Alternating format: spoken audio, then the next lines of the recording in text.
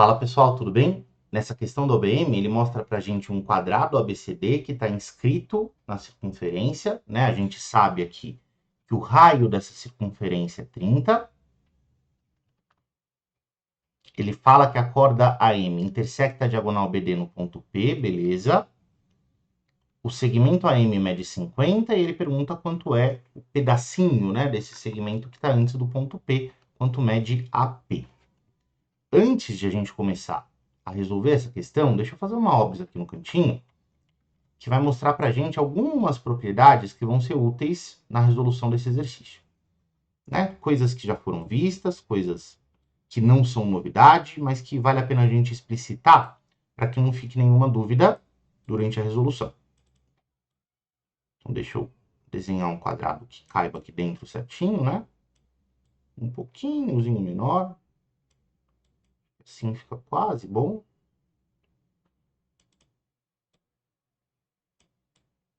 Pera lá. Opa, acho que assim dá para, né? Dá para você entender. Então, tem um quadrado inscrito na circunferência. Lembra que os ângulos do quadrado são ângulos retos. E aí, veja bem. Quando você traça a diagonal de um quadrado que está inscrito na circunferência, essa diagonal com certeza vai ser o diâmetro, né? E como é que a gente sabe disso? Se o ângulo do quadrado é reto e ele é inscrito na circunferência, ele está enxergando esse arco aqui. Ângulo reto enxerga um arco de 180 graus, porque todo ângulo inscrito tem metade do tamanho do arco. Se esse arco é de 180 graus é meia circunferência, de maneira que a diagonal que você traçou tem que ser um diâmetro, porque divide a circunferência ao meio. Onde fica o centro dessa circunferência, então? Fica bem no meio dessa diagonal, certo? O meio dessa diagonal é exatamente o ponto em que as diagonais se cruzam. Então, para você encontrar qual é, né, o centro de uma circunferência tendo um quadrado inscrito, basta você traçar as duas diagonais. Esse ponto de cruzamento é o centro da circunferência. Beleza? Mais do que isso, também vai ser importante para a gente duas coisas. Primeiro, todo triângulo que está apoiado no diâmetro, né, todo triângulo inscrito na circunferência apoiado no diâmetro é retângulo, porque segue essa lógica, né, de enxergar um arco que mede 180 graus. Segunda coisa, né, quando eu traço as duas diagonais do quadrado, eu separo o quadrado em 4 triângulos que são idênticos. O quadrado é um polígono regular. Isso é uma propriedade de polígonos regulares, certo?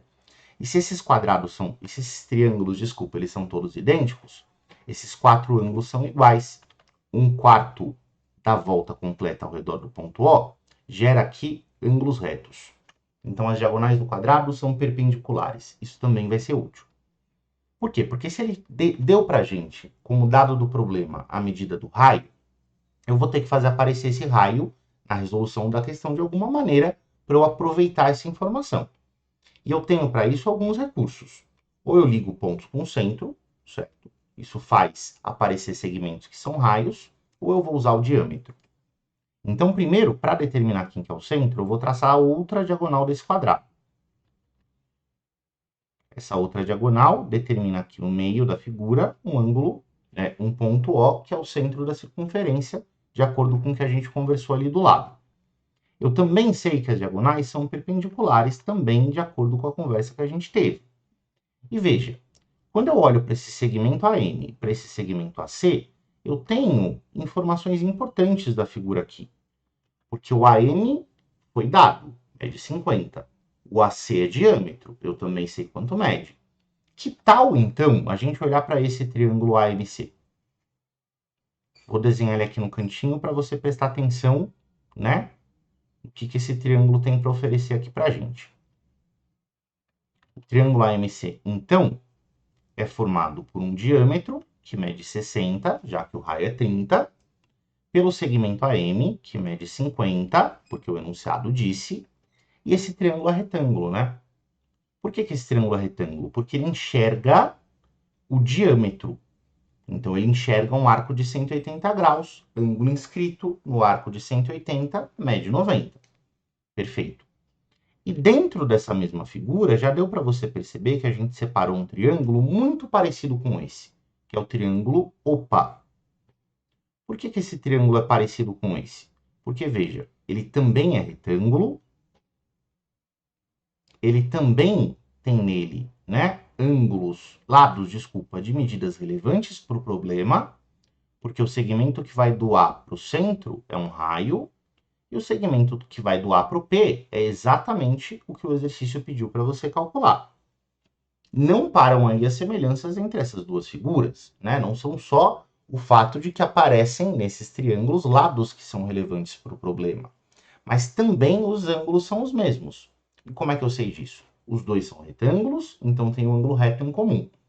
Mas também esse ângulo aqui faz parte dos dois triângulos. Então, se eu chamar esse ângulo de alfa, ele faz parte desse triângulo AMC, que é o grandão, e faz parte do triângulo OPA, que é o pequeno.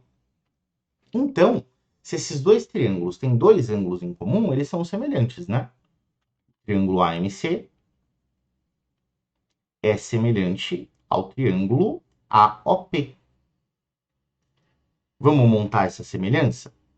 Bom, eu vou dizer que, deixa eu chamar de beta o terceiro ângulo, né, para ficar mais fácil de escrever a semelhança. Então, eu vou escrever assim, ó, que o lado oposto a beta, no triângulo da esquerda, está para o lado oposto a beta no triângulo da direita, assim como a hipotenusa do triângulo da esquerda está para a hipotenusa do triângulo da direita, que é o x.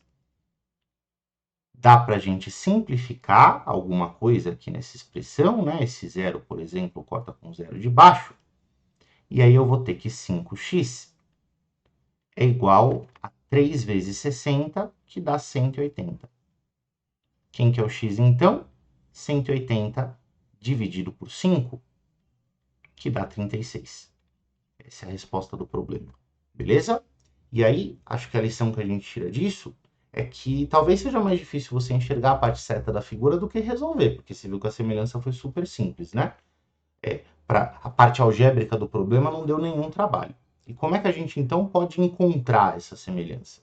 Prestando atenção nos dados do problema, né? Se ele falou de raio, você ou vai ter que traçar um raio ou vai ter que traçar um diâmetro. Sempre procurando usar o segmento AM ou o segmento AP nas suas construções. E repara que, quando a gente procurou o centro da circunferência usando a outra diagonal, muito naturalmente esse triângulo apareceu, beleza? Então, é um bom exemplo de exercício que serve como um fechamento para as propriedades que a gente viu até agora, né? Porque a gente relembrou algumas coisas que foram relevantes para a resolução. Fechou? Espero que você tenha entendido. Até mais.